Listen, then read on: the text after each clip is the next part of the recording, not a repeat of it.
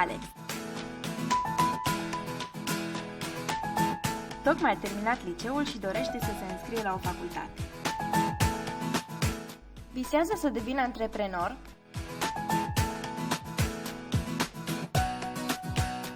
sau să devină un angajat model într-o companie de succes.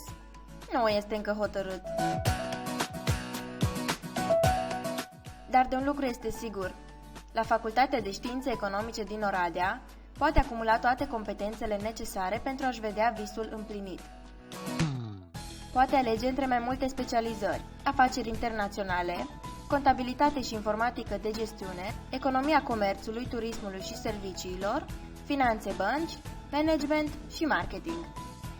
În cadrul facultății va întâlni profesori dedicați care îi pot oferi câteva oportunități: stagii de practică în companii de prestigiu, vizite de lucru în aceste companii, programe de internship, organizarea de cercuri și asociații studențești, olimpiade studențești sau concursuri de planuri de afaceri.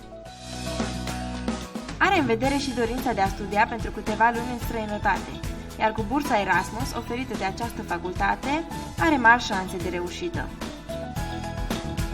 El este Alex și știe sigur ce facultate vrea să absolve: Facultatea de Științe Economice din Oradea. Tu știi la ce facultate vrei să te înscrii? Informează-te despre facultatea noastră.